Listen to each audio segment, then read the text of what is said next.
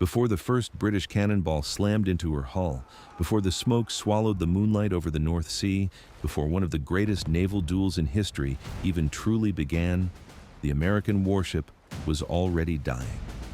Within minutes, 2 of her own heavy cannons exploded with such violence that they killed and crippled dozens of their own crew. Flames spread across the gun deck. Water poured through shattered planks below the waterline. Nearly every heavy gun on one side fell silent. By every rule of 18th century naval warfare, the battle was over. A captain facing those odds was expected to strike his colors and surrender. Instead, John Paul Jones made a decision so reckless that many of his own officers thought it bordered on madness. He would deliberately lock his sinking ship to the enemy's stronger vessel and turn a naval battle into a brutal floating siege. Hours later, the American ship would disappear beneath the sea, yet the British warship would sail away under an American flag. September 23, 1779. The waters off Flamborough Head, along England's northeast coast, shimmered beneath the fading evening light. Fishing boats hurried toward shore as word spread that strange sails had appeared on the horizon. Local merchants feared another French raid. The Royal Navy expected little more than privateers looking for merchant prizes. No one realized that one of the most famous naval battles of the American Revolution was only hours away. The man leading the approaching squadron had spent years building a reputation that terrified British merchants. John Paul Jones had been born in Scotland, but he had thrown his future behind the American Revolution. While General George Washington struggled on land, Jones carried the war directly into Britain's own backyard. His raids along the English and Scottish coasts humiliated the Royal Navy and shattered the belief that Britain itself was untouchable. Newspapers branded him a pirate, admirers called him a genius, his enemies simply wanted him dead. But on this evening, Jones commanded a ship that looked impressive only from a distance. The Bonhomme Richard had never been designed as a warship. She began life as the French merchant vessel Duc de Duras, carrying cargo instead of broadsides. France had handed her over to support the American cause, and she was hastily converted into a frigate. Her timbers were old, many beams already creaked under heavy strain. Her hull had endured years of commercial service before anyone imagined she would duel one of Britain's finest warships. Jones knew every weakness hidden beneath her decks. Even her armament reflected compromise rather than strength. The massive 18-pounder guns installed on her lower deck had been forced into a hull never built to support their tremendous recoil. Experienced officers questioned whether the aging structure could safely fire them during prolonged combat. Jones accepted the risk because he had little choice. America lacked enough purpose-built warships. Every available vessel had to fight, no matter how imperfect. Across the water, another captain prepared for battle under very different circumstances. Captain Richard Pearson commanded HMS Serapis, one of the newest and most modern frigates in the Royal Navy. Built specifically for combat, she carried stronger construction, better balanced artillery, and a highly trained crew drilled relentlessly in naval gunnery. Her guns could fire faster, farther, and with greater consistency than those aboard Bonhomme Richard. On paper, the outcome looked almost predetermined. Pearson's primary mission that evening was not glory, but protection. A massive convoy of more than 40 British merchant ships depended on him. Loaded with timber, iron, naval supplies, and valuable cargo from the Baltic, those merchantmen represented resources desperately needed by Britain during the war. Losing them would damage both the Royal Navy and the British economy. As darkness settled across the North Sea, the convoy scattered toward safety, while Serapis and the smaller HMS Countess of Scarborough moved to intercept Jones's squadron. Neither captain intended to retreat. One commanded the stronger ship, the other commanded a ship that, before the night ended, would be fighting for victory while slowly sinking beneath its own crew. The first broadside shattered every illusion that this would be an even fight. As the two ships closed the distance, Bonhomme Richard's gun captains stood ready beside their prized 18-pounders. These massive weapons represented Jones's only chance to match the crushing firepower of Serapis. Every crewman understood their importance. If those guns could batter the British hull before Pearson settled into his rhythm, the Americans might still have a chance. The order came: fire. The thunder that followed did not come only from the muzzles. Almost instantly, two of the giant 18-pounders exploded with catastrophic force. Instead of launching iron toward the British ship, the cannons tore themselves apart. Red-hot fragments ripped through the crowded gun deck like flying knives. Splintered oak blasted across the compartment. Smoke mixed with blood before anyone even understood what had happened. Sailors who had survived years of war were killed where they stood.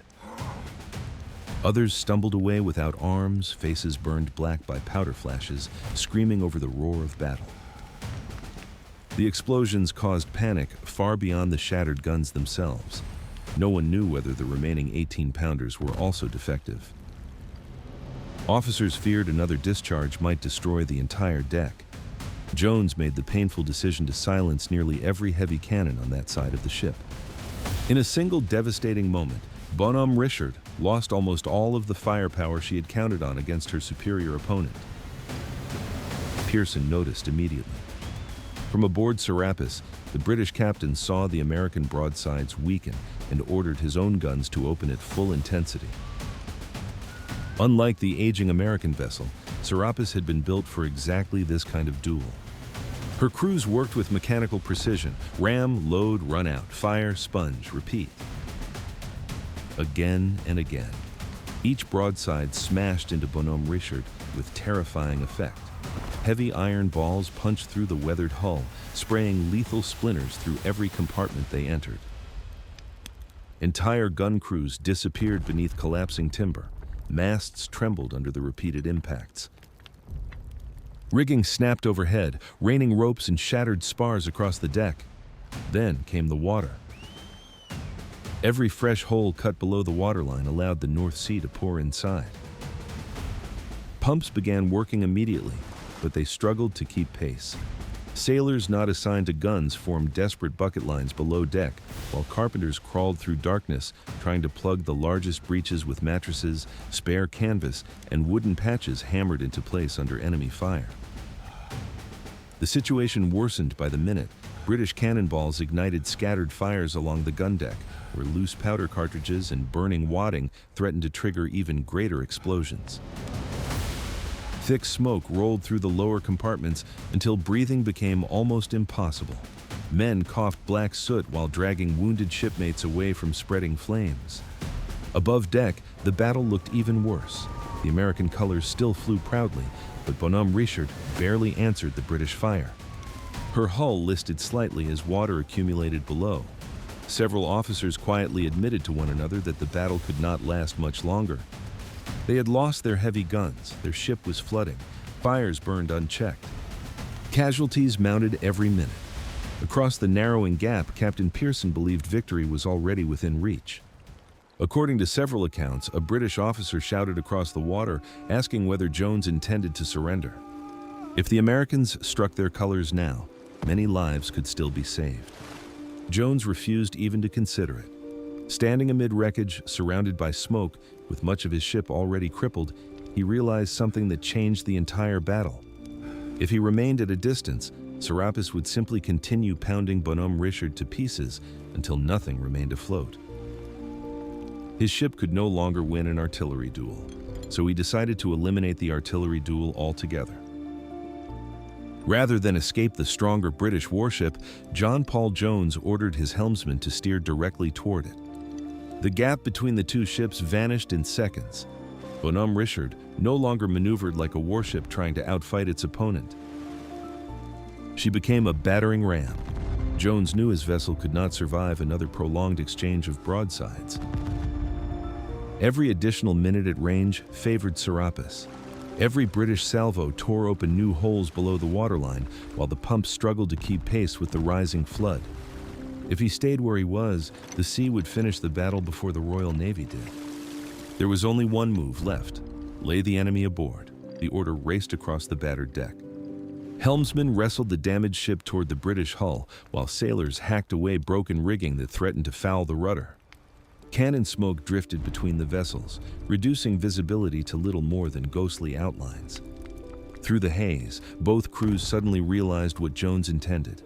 Captain Richard Pearson immediately tried to avoid the collision. His advantage depended on distance. Every yard between the ships allowed Serapis to exploit her superior artillery. He ordered the helm over and attempted to swing clear, but shifting winds, damaged rigging, and the confusion of battle slowed the British response just enough. The hulls slammed together with a deafening crash. Oak splintered, spars snapped, hundreds of men were thrown from their feet as the impact echoed across the sea. For a brief moment, the ships drifted apart again. Jones refused to let them separate. American sailors hurled grappling hooks across the gap, while others seized loose rigging with their bare hands.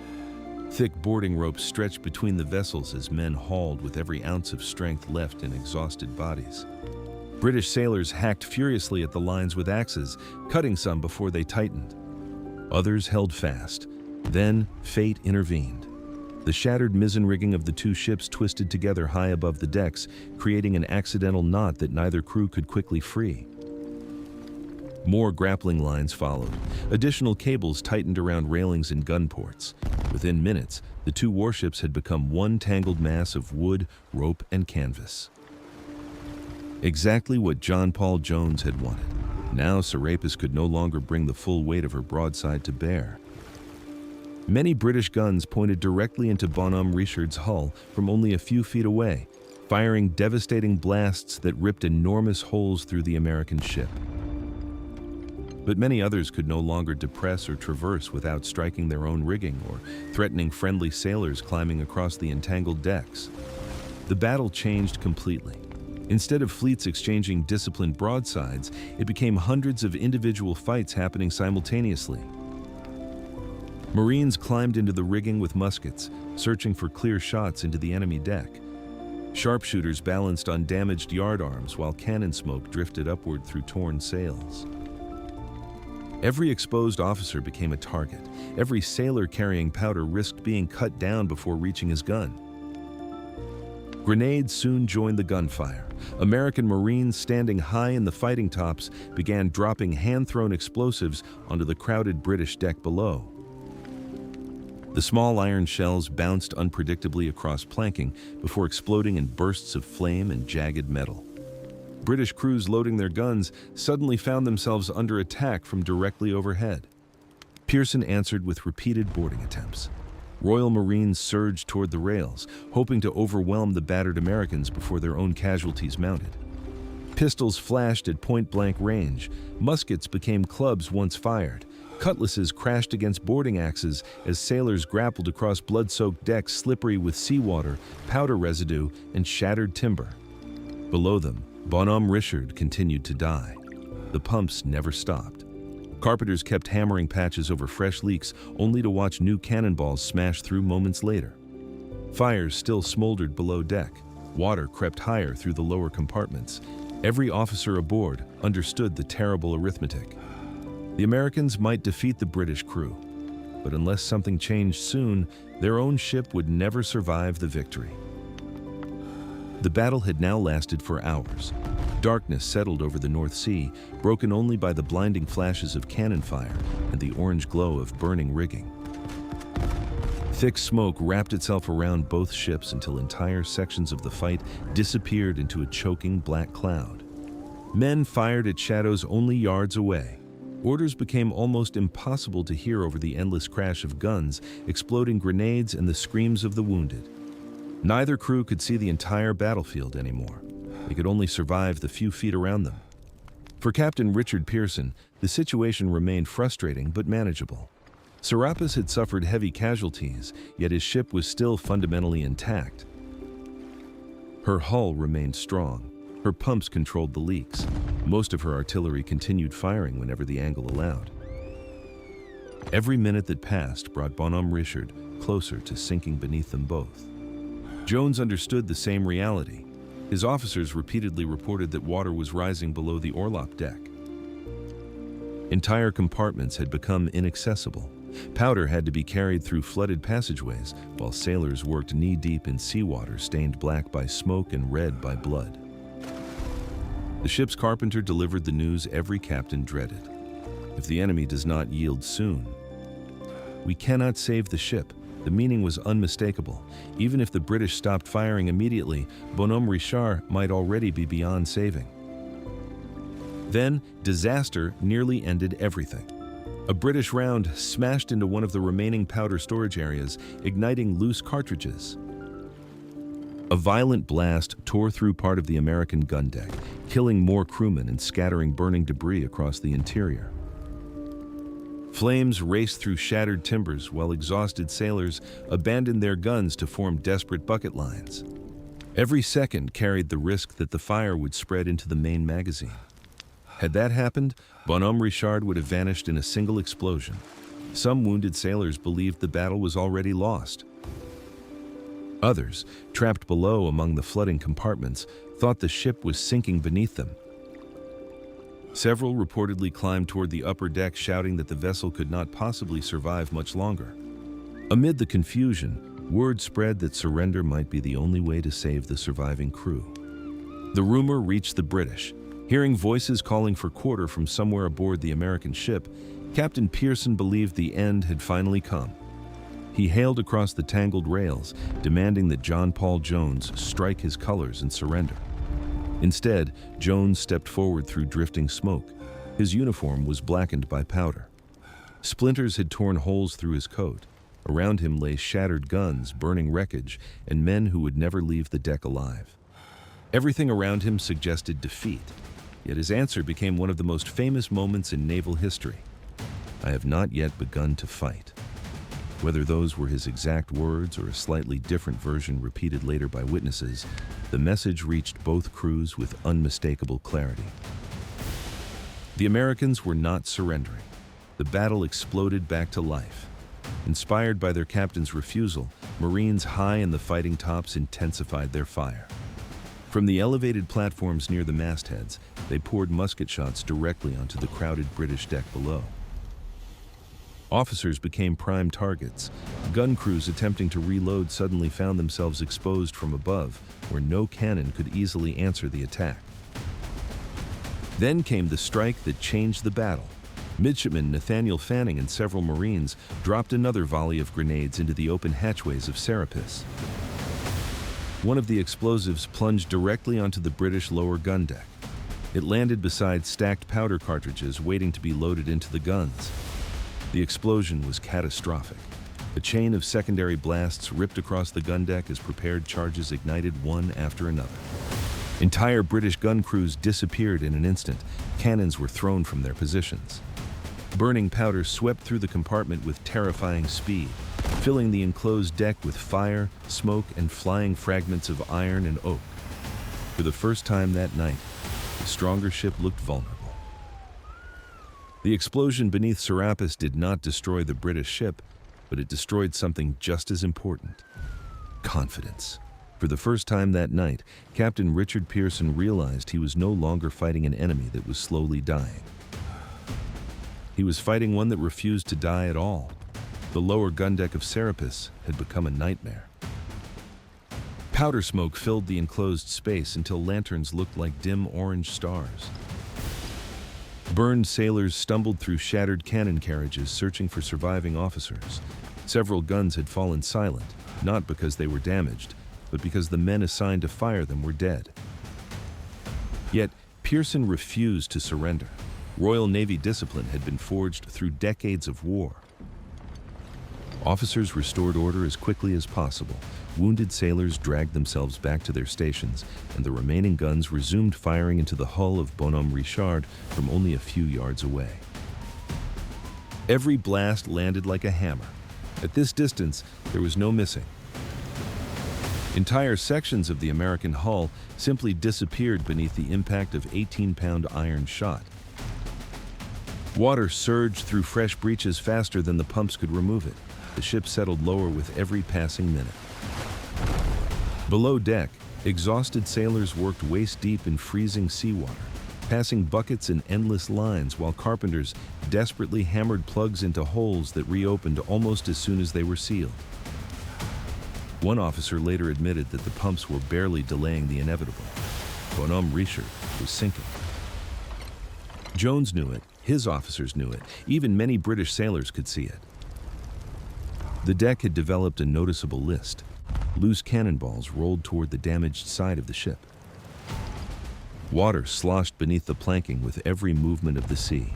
Several lower gun ports had to remain closed because opening them would allow the ocean to pour directly inside. Time had become the enemy. If Serapis stayed afloat just a little longer, Bonhomme Richard would disappear beneath her. Jones intensified the attack. Instead of relying on guns that barely remained operational, he ordered constant musket fire from the rigging, while boarding parties searched for opportunities to overwhelm isolated sections of the British deck.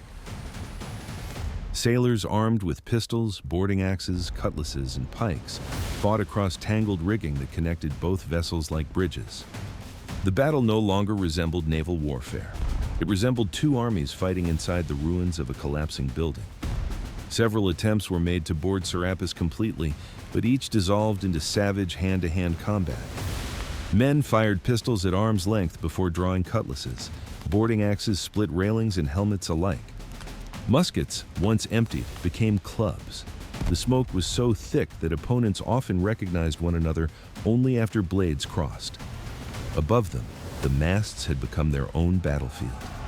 American Marines continued firing downward from the fighting tops, while British sharpshooters answered from neighboring yards. Sailors climbed rigging already weakened by cannon fire, knowing that one severed rope could send them plunging onto the decks below. Then another problem emerged for the British. The damage to Serapis rigging was becoming impossible to ignore. Repeated musket fire from above had killed or wounded key sailors responsible for handling the sails. Lines hung loose. Several yards had shifted dangerously out of position. With both ships still locked together, Pearson found it increasingly difficult to maneuver, even if the opportunity presented itself. His greatest advantage, his superior ship, had become a prison. The stronger vessel was now trapped beside the weaker one. Meanwhile, Bonhomme Richard continued sinking beneath everyone's feet. The sea had already claimed much of her lower deck. Ammunition had to be passed through flooded compartments. Many of the wounded could no longer be moved because the passageways had filled with water and debris. Every surviving sailor could feel the ship settling deeper into the North Sea. Jones understood the terrible irony. He did not need to save his ship anymore. He only needed to break the enemy's will before the ocean claimed them both. By now, nearly 4 hours had passed since the first broadside. Both crews were exhausted. Both ships were shattered. One was still sinking. The other was slowly realizing that it might lose to a ship that would not even survive the battle. By now, neither captain was commanding a warship. They were commanding wrecks. The moon finally broke through the drifting smoke, revealing a scene that hardly resembled a naval battle anymore. The two ships were still lashed together, their shattered yards tangled overhead like broken bones. Torn sails hung in ribbons. Cannon ports gaped open where guns had once fired in disciplined sequence. Dead and wounded sailors lay side by side across both decks, so close that in places it was impossible to tell where one crew ended and the other began. The battle had become a contest of endurance. Which crew would break first? Below deck, Bonhomme Richard was reaching the end of her life. The pumps still worked, but the water kept winning. Every compartment seemed to leak. The lower hold was flooded. Several bulkheads groaned under the pressure of the sea forcing its way inside. Carpenters had exhausted nearly every plank, sailcloth patch, and spare timber available. Nothing lasted for long. Every repair disappeared beneath another British cannonball, or simply failed against the relentless pressure of the ocean. One officer quietly informed Jones that the ship could remain afloat for only a limited time. There would be no saving her. The only remaining question was whether the crew could win before she disappeared beneath them. Across the tangled decks, Captain Richard Pearson faced a different crisis. His ship was still floating securely, but it was no longer fighting efficiently. The devastating grenade explosion earlier in the battle had crippled several gun crews. Continuous musket fire from the American tops had made working the exposed deck almost suicidal. Officers attempting to organize counterattacks became immediate targets. Every movement seemed to draw another accurate shot from somewhere high above. Then another disaster struck. A lucky American marksman killed or wounded several key sailors responsible for managing the upper rigging. Loose spars swung violently with every roll of the sea, threatening to collapse onto the crowded deck below. Rigging that had once given Serapis perfect control of her sails had become an obstacle course of broken ropes and hanging timber. Pearson surveyed his ship. His guns still outmatched the Americans. His hull remained stronger. But his crew was being worn down minute by minute, and worst of all, the enemy refused to surrender. The psychological weight became impossible to ignore. Every Royal Navy officer aboard knew Bonhomme Richard should have struck her colors hours ago. Any reasonable captain would have done so after losing most of his heavy guns. Any reasonable captain would have surrendered once the ship caught fire, began flooding, and lost control of much of her artillery. John Paul Jones had ignored every rule they expected him to follow. The Americans fought as though the survival of their ship no longer mattered. Because it didn't. That realization changed everything. Jones sensed it. He ordered every available Marine to maintain relentless fire from the fighting tops while boarding parties increased pressure along the railings. Fresh grenades crashed onto the British deck. Muskets flashed from windows, cut into shattered barricades of splintered timber. Even sailors too badly wounded to stand passed powder, ammunition, and loaded muskets to the men still fighting. No one spoke about saving Bonhomme Richard anymore. They spoke only about taking Serapis. On the British deck, ammunition stocks remained sufficient, but exhaustion spread faster than fear. Gun crews had been fighting for hours without pause. Many had lost friends beside them. Blood mixed with seawater around the cannon carriages. The air burned with sulfur and smoke until every breath felt like inhaling fire. Captain Pearson looked across at the American ship one more time. He expected to see collapse. Instead, he saw movement, more Marines climbing into the rigging, more sailors preparing grenades. More officers shouting fresh orders. The wreck refused to die. Pearson understood something few commanders ever have to face. He could probably sink Bonhomme Richard, but he might lose Serapis in the process. And protecting his ship and the convoy she had defended had always been his true mission. Shortly after 10:30 that night, with casualties mounting, key gun positions silenced and no clear path to victory remaining, Captain Richard Pearson made the hardest decision of his career. He reached for the halyards. The colors of the Royal Navy began to come down. When the firing finally stopped, silence felt almost unnatural. For more than 3 hours, the roar of cannon had shaken the North Sea. Thousands of pounds of iron had torn through oak hulls. Muskets had flashed from the rigging until the masts themselves seemed alive with fire. Now, only the crackling of burning timbers, the groan of damaged ships, and the cries of the wounded drifted across the water. Captain Richard Pearson had surrendered. Against every expectation, the stronger British warship now belonged to the Americans. The stars and stripes rose above Serapis while stunned British sailors laid down their weapons. Many could hardly believe what had happened. They had crippled the enemy's ship, destroyed most of her heavy artillery, and watched her slowly sink throughout the battle. Yet, they had lost. John Paul Jones stepped aboard his prize, knowing the victory had come at an extraordinary cost. Bonhomme Richard was beyond saving. The crew immediately began transferring the wounded, prisoners, weapons, powder, navigation instruments, and anything else that could still be carried. Boats moved constantly between the two ships while exhausted sailors struggled to rescue supplies before the sea claimed them forever.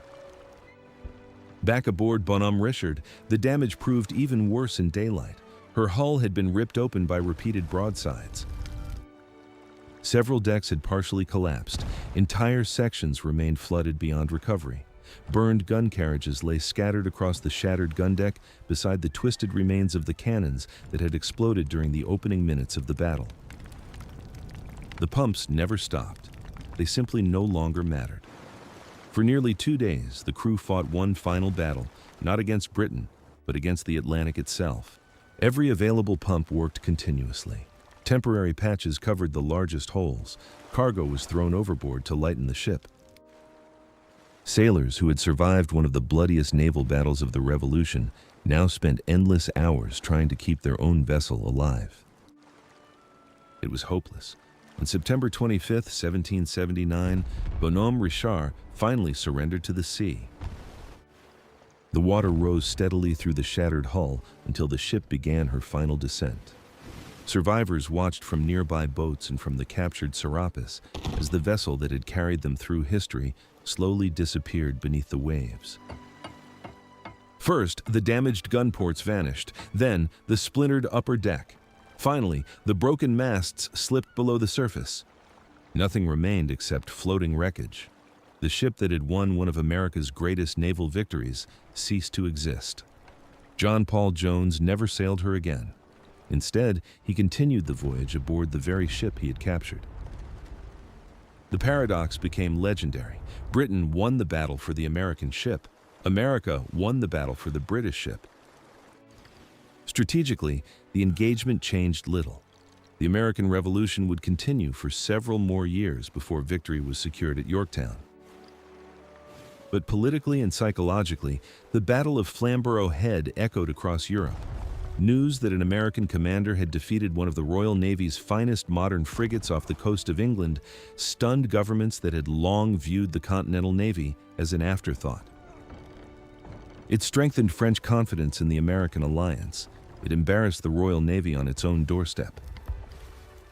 And it transformed John Paul Jones into one of the most celebrated naval commanders of the 18th century. His reported declaration, "I have not yet begun to fight," became more than a famous quotation. It became a symbol of refusing defeat even when every visible fact pointed toward failure. Because the greatest irony of that September night was not that an American ship sank after winning. It was that the ship had effectively lost the battle in its opening minutes. Its heavy guns exploded, its hull caught fire, it flooded, it became a wreck. By every conventional measure, Bonhomme Richard was defeated long before the British surrendered.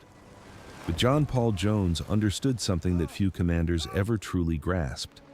Victory is not always awarded to the side with the stronger ship. Sometimes it belongs to the side that refuses to stop fighting after everyone, including the enemy, believes the battle is already over. If you enjoyed this story, subscribe to the channel for more cinematic, historically accurate stories from the battlefields and oceans that shaped history. And now, we'd like to hear from you. Do you think John Paul Jones made the greatest gamble in naval history, or was it simply the only move he had left?